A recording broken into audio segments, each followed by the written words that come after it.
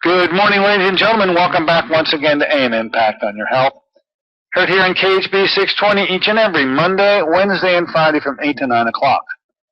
I'm Dr. Dennis Courtney with you today in a Wednesday morning version of the show, and in keeping with always our joy and pleasure to bring you unique personalities, stellar personalities in the medical world that offer ways of treating disorders that not many people can appreciate or become involved with. Today is an extra special individual in that regard. Now, I refer to him as the gunslinger because you're going to learn on how personal Dr. David Minkoff takes the treatment of some pretty difficult disorders to treat, and his success rate, bar none, is one of the best in the country. But, of course, this gentleman has a story that dates way back. We all have an epiphany.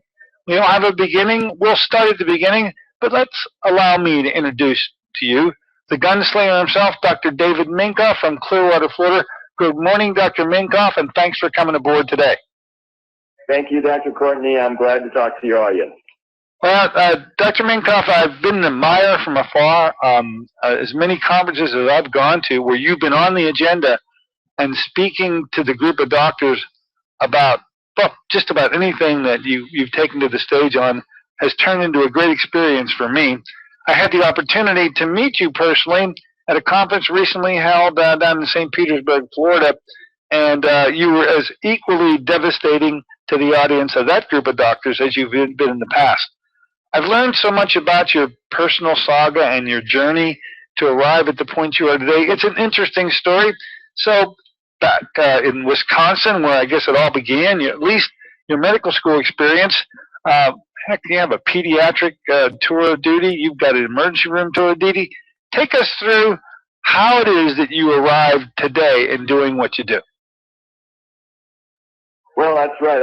I grew up in Madison, Wisconsin. I went to the University of Wisconsin and medical school there, and then I went to UC, University of California in San Diego for an internship and residency in pediatrics. And then I did a fellowship in infectious disease, and I did research in new emerging antiviral medications. Ribavirin in the early 80s was a new medication being used, and I did some research on that. I was then in the hospital as an infectious disease officer, and I ran a neonatal intensive care unit, and I had an office practice in pediatrics, and then I got interested in intensive care medicine and bridged over and started doing emergency medicine. I was in a trauma center, and I like action. Never thought this idea of a gunslinger, but I do like action. And so I enjoyed emergency medicine, and that's what I was doing. We moved to Florida in 1990. My wife was always interested in health, and I was interested in health and performance too. When I moved to San Diego in 1974, the marathon craze was on. Frank Shorter had won the Olympic marathon, and San Diego was a hub for athletic activity, and I started running and did a few marathons. And then in 1982, I saw the Ironman triathlon on TV, and when I saw that, I wanted to do that. So I'm still a triathlete. I've done over 40 Ironman distance races. I've been to the World Championship 8 times. So I consider it a hobby, but it's fun, and you have to have a good body, and you have to have good habits, and if you're going to perform. So what happened that got me switched over from emergency medicine into this field is that in about 1996, my wife didn't like the fillings in her teeth, and she went to a dentist and had them removed. She had quite a lot of them. All of her molar teeth were filled with silver fillings, mercury silver fillings. And shortly after that, she started getting some pain in the front of her neck, and she started not to feel well. And then she woke up one morning and she couldn't lift one arm, and she couldn't move one leg very well. And of course, this was a very, very distressing. And I had her see the best doctors that I knew, neurologists and internal medicine specialists and rheumatologists, and they said, well, it looks like she's got MS. Just didn't make any sense to me. She'd been healthy. She's a nurse. She always took good care of herself. She was a very good triathlete, one of the best in her age group. And I couldn't put this together. She was running a home health nursing agency at the time, and one afternoon when I went to pick her up, a guy walked out of an office that I hadn't noticed before. He had just opened practice, and the sign on the marquee said natural dentistry. So I thought, well, could this new illness that she has be related to something that happened at the dental office when they removed her mercury? I didn't know anything about the medical toxicology really in the form of mercury or anything like that. So I introduced myself and told him the story and asked him about it, and he said, oh, sure, that could happen. There's a very particular way that you have to remove these amalgams for the safety of the patient and for the safety of the doctor. There's special equipment, special suction, special protection. And if that wasn't done, you take a high-speed drill and you drill these amalgams out. They're about 50% mercury, and the mercury heats up and it will boil.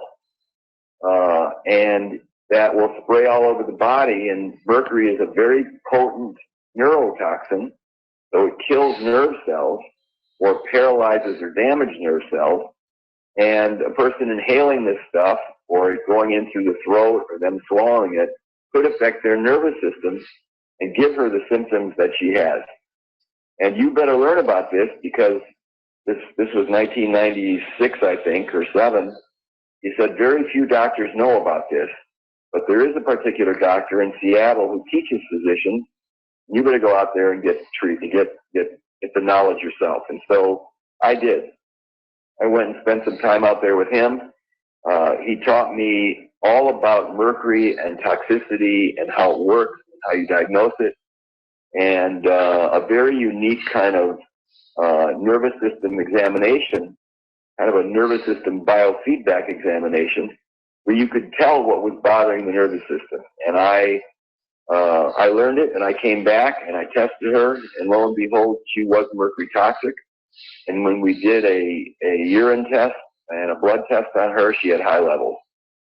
I then proceeded to treat her with this new knowledge that he had told me about. And over a period of a few weeks, she got completely better. All of her symptoms went away. And I can tell you now, 20 years later, she is still one of the best triathletes in Florida in her age group. She usually wins her age group in races. Her health is excellent, and she has no residuals from the earlier problem. So that got me into it, and I wanted to learn more because it fascinated me. And when our friends saw what had happened to her, they said, well, they started asking me about their problems. Well, I've got headaches, or my son's got rheumatoid arthritis, or my father's got cancer. Can you help them? Because traditional medicine has not been able to do much for them. And so we started a small practice while working in the emergency room. The emergency room is shift work, so it was 12-hour shifts, and I would do 3 or 4 shifts a week, and I had some other time that I could work, and we started a small practice, which then grew very fast, and it became so interesting and very successful that I transitioned out of emergency medicine and have been doing this integrative medicine and integrative oncology since that time. So that's how I got here. I'm more excited about practice now than I've ever been. I learn every day from patients, and we really see miracles every day with people who need help. They need proper diagnosis. They need something other than symptomatic treatment, and we do a good job at it. Well, that story, I've never really heard it in lengthy fashion, and I've been intrigued by your story and how you came this distance. But the way you've just told that story has even given me more enlightenment about you and your journey than I ever had before. Thanks for taking that walk with us. My listeners always enjoy hearing how that epiphany occurred. It appears that each of us, in their own way, has a similar tangential way that they also got here. And the fact that you've arrived and since the late 90s at least have devoted all your entire time to working into this arena has continued to benefit more doctors who've been taught by you. As you began your practice and it burgeoned so large and it took you out of the emergency room, so the emergency room's loss is our gain, because the David Minkoff, who was challenged by pretty difficult problems in the hospital hallway, now took that into an office practice with people came to you with complex issues that didn't seem to have an explanation. I looked at your website. It's really a who's who of what the heck is it that you don't treat. You treat literally everything under the sun. And so, although I do want to concentrate before this morning is up about one particular disease, which I feel you are an expert on, is Lyme disease, what is your philosophical approach as people treat you? What are some general rules that you're always using and follow in order to develop treatment plans that you found of benefit to the majority of people who come to you for help?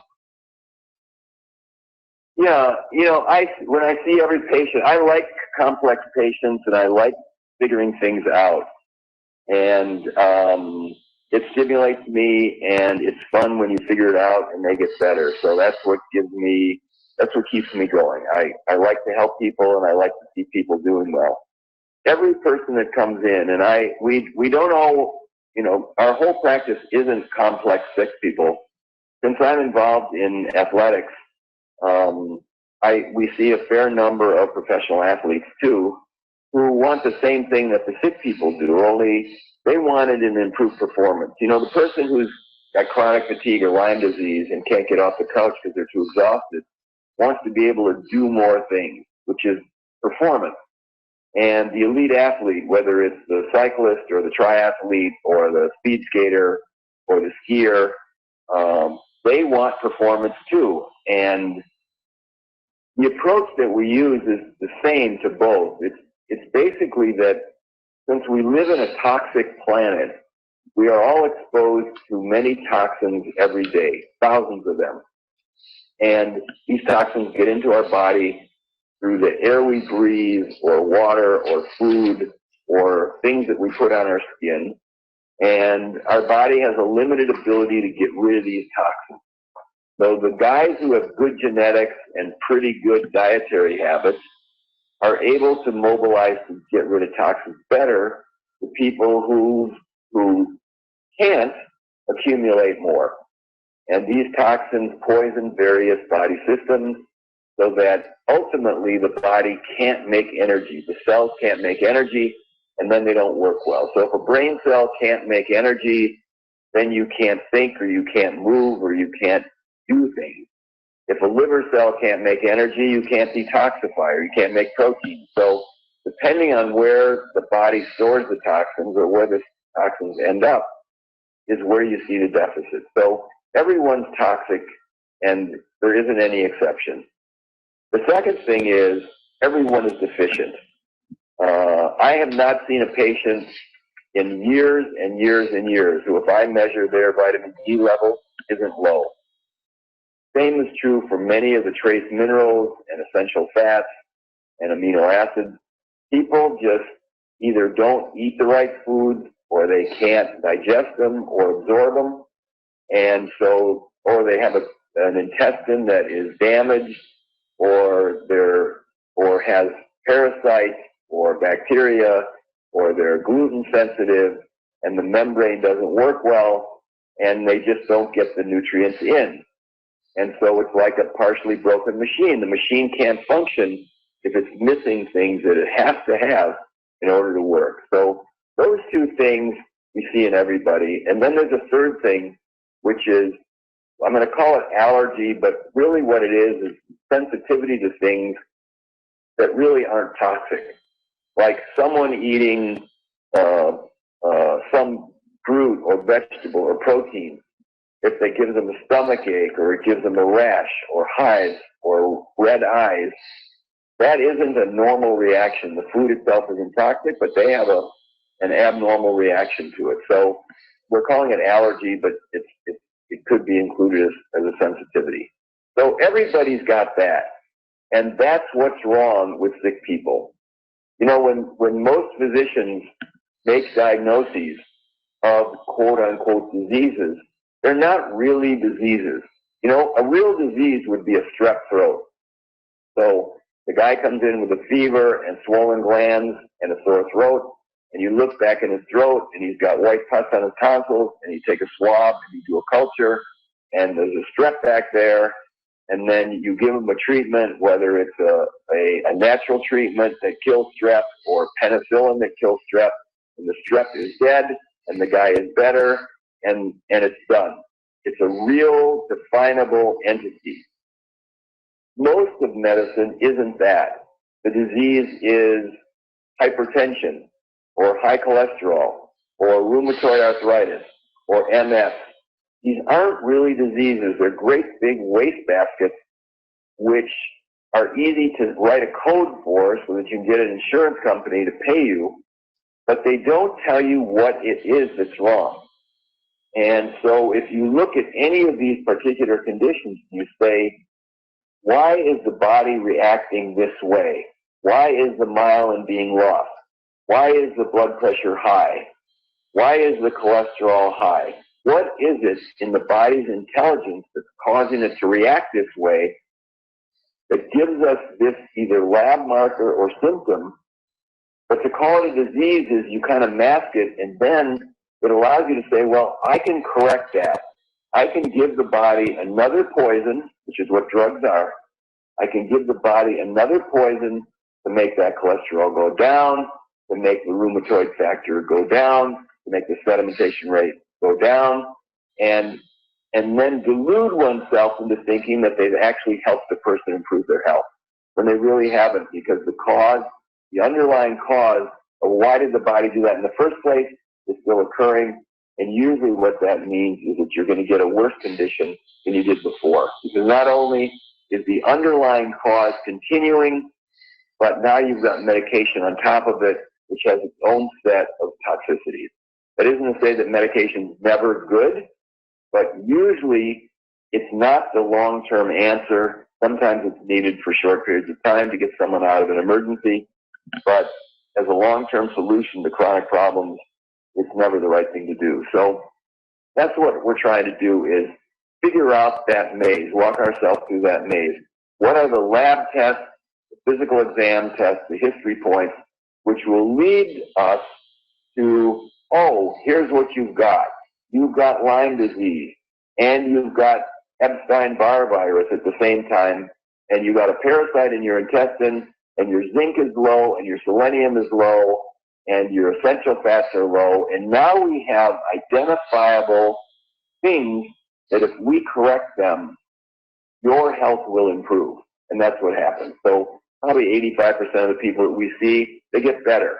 They get better because we figured out what is the real reason, what has gone wrong with their body in these various categories. What have you got that you shouldn't have? That's toxicity, or it could be infection. And what are you missing that you need? And then what are you sensitive to that you shouldn't be? And using those sort of three things, we can help people. So that's kind of my basic approach, and that's kind of the things I take for granted when I see everyone. Now, in someone who's on the couch for 6 months and we figure it out, well, they start going back to work.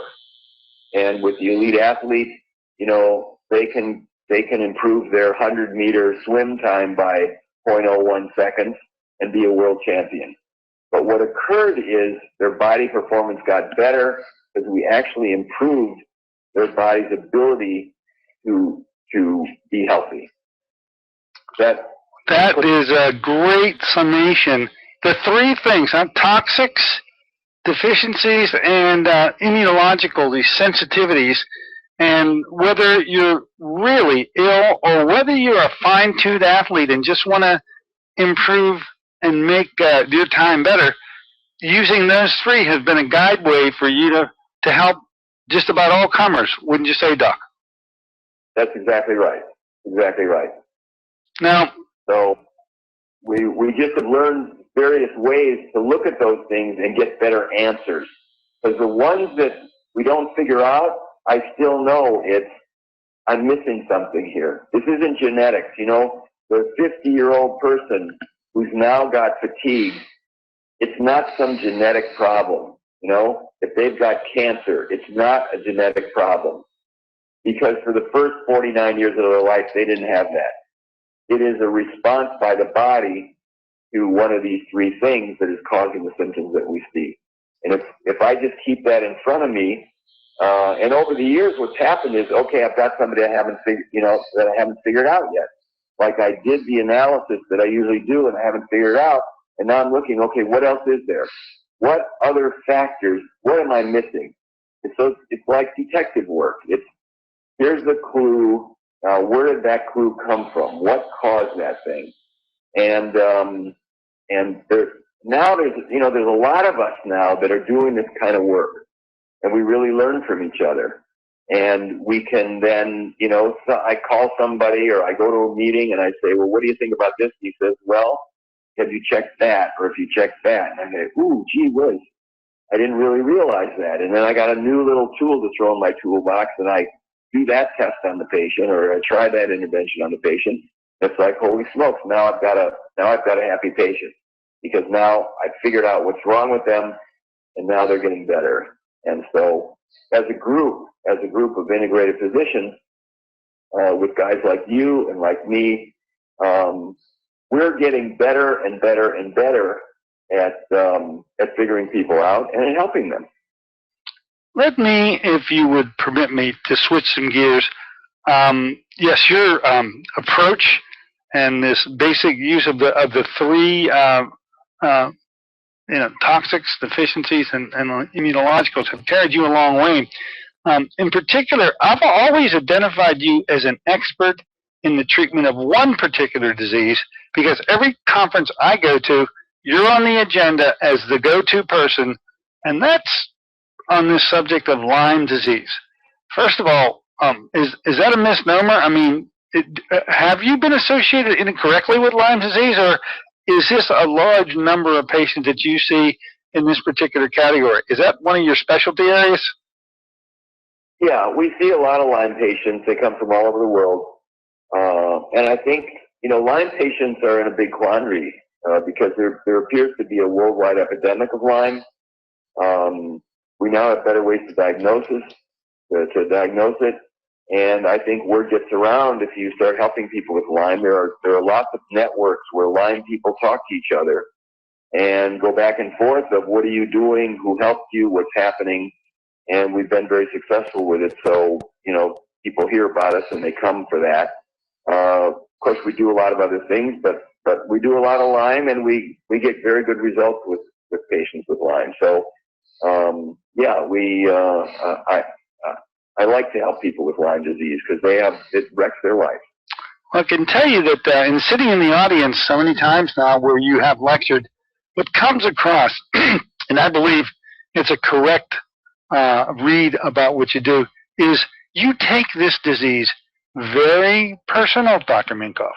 It's quite clear to me, and that's how I've dubbed you the gunslinger. You do not settle for not winning in this disease. It's to the benefit of your patients that you are so. But describe for us, because this is very an elusive disorder that no one has been able to seemingly master, yet you get as good a result, if not better than most. Tell me about your Lyme experience. How is it that you've come to specialize in this area? And if you could reduce it to those components of your treatment program that you felt have really taken your patients over the top with respect to Lyme's, I know I'd appreciate hearing about it. Sure. I think that so when I see a Lyme patient, I'm thinking on the same thing that we just talked about. So I know that there is a lot of Lyme disease around that a lot of people are exposed to and they don't get it. Why don't those people get it, and why do the people who get it get it? And the reason is that the toxin load, or the ability to deal with the toxin load of the sick people is less. Either their genetics or their deficiencies or their other things don't allow them to handle Lyme. So I'm persistent at it because I know that if I can figure out what these factors are, I can get them better. Sometimes it's a dental issue. You know, they have a silent problem in their mouth. They have a root canal tooth, or they have an abscess tooth that doesn't hurt, and it takes its toll on the immune system, and nobody's looked there, and we look there, and we find it, and then we take that burden off of their immune system, and then it's stronger, and it can, and then it can deal with Lyme better.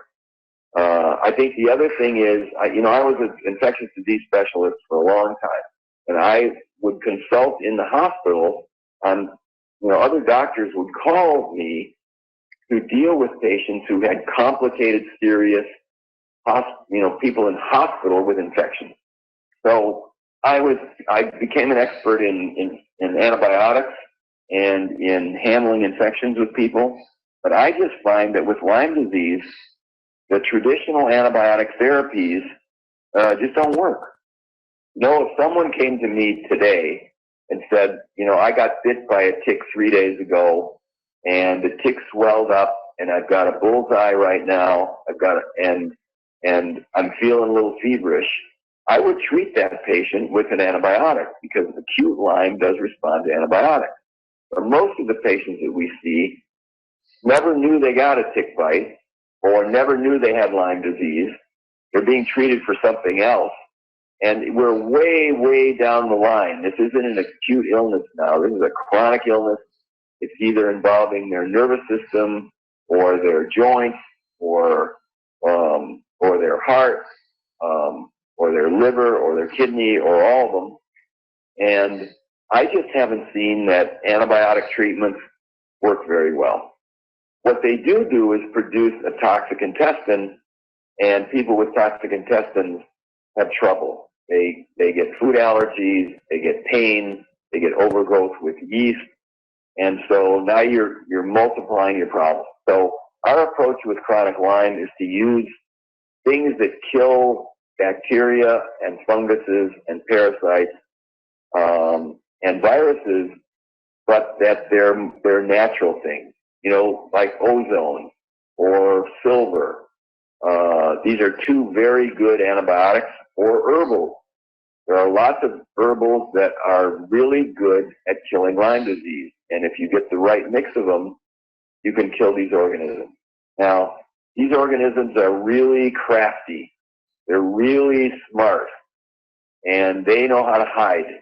They can hide inside cells. They can surround themselves with what are called biofilms, where they put mucus around themselves, and the immune system doesn't see them. And so you have to sort of get them from multifaceted approaches, so you can dissolve the biofilm. You can coax the bugs to come out of cells so that you can kill them. And then if you do this, you can get, you can have better success with people. Now, you've become a force in medicine that if somebody develops Lyme disease, you have been a go-to when it comes to both doctors and patients to seek and get relief, because it looks as though you head right back to the basic three things. That's where you start. I guess you don't jump necessarily into the Lyme's picture without trying to figure out where the weakness was. Get the weakness determined, make the toxicity changes, correct deficiencies, and find out where their immunological sensitivities lie. And at least once you've covered that basis, then you can go off and start treating the Lyme disease in particular. Did I get that right? Yeah, you did. I'll give you a good example. I saw a new Lyme patient yesterday. They come from far out of town. It was my first visit with them, and part of the way that I do my neurologic examination on them is to try to get an idea from their body, from what's called their autonomic nervous system. It's the part of the body that kind of runs the whole body. You don't have to think about walking or going to the bathroom or sleeping or keeping your heart beating or breathing. We have this system in our body which kind of runs that by itself. And when that system is poisoned or it's deficient, it doesn't run the body very well, and then people don't feel well and they have symptoms. So using this kind of neurological biofeedback examination that we do on everyone, we can get from the body's biofeedback, what is it that is the sort of the worst thing that it's dealing with. And oftentimes it's not Lyme. In this patient yesterday, it was what looks like a parasite, a tapeworm type parasite. So I said to the patient, you know, the sort of priority of treatment in you is that your body's, you know, if we could sit down and ask your body and have a discussion with it, and we sort of do this with our examination, but if we did it sort of as a live talk and say, okay, you don't feel well, you're exhausted and you have pain all over and you can't think and you weren't like this 5 years ago. So body, what should we do first? What's the right priority to help you? And it's kind of the analogy would be this. Someone's laying in the jungle on their back and they're unconscious. And you run up to them and you do a very quick visual survey. And you look at their right arm and you see that there are red army ants crawling up their arm. And then you look at their left arm and you see that there is a family of black widow spiders walking up that side. And then you look at their right leg and there's a boa constrictor that's coiling around that leg.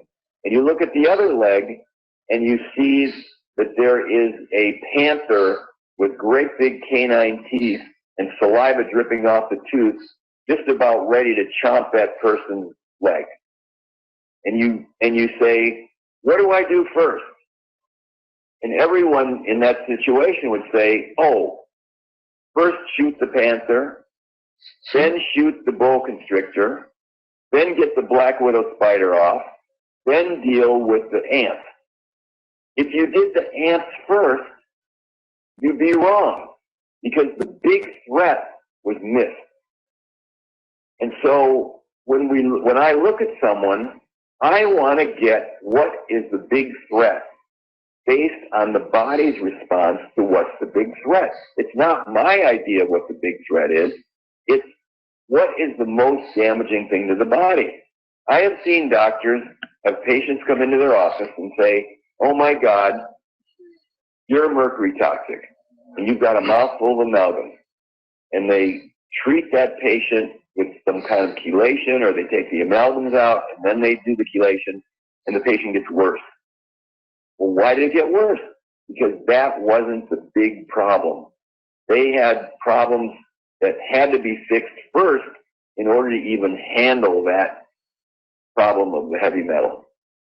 So if I shoot the panther, get rid of the boa constrictor, then get the black widow spider, and then get the ants, I'm doing it in the order that will cause the body to survive the best and react the best. So this patient with Lyme disease came in, and I said, you know, I am finding evidence of Lyme disease in your body. You have it. But the priority is you got a parasite load in your gut, and you're autoimmune. And you've got herpes type 6 virus.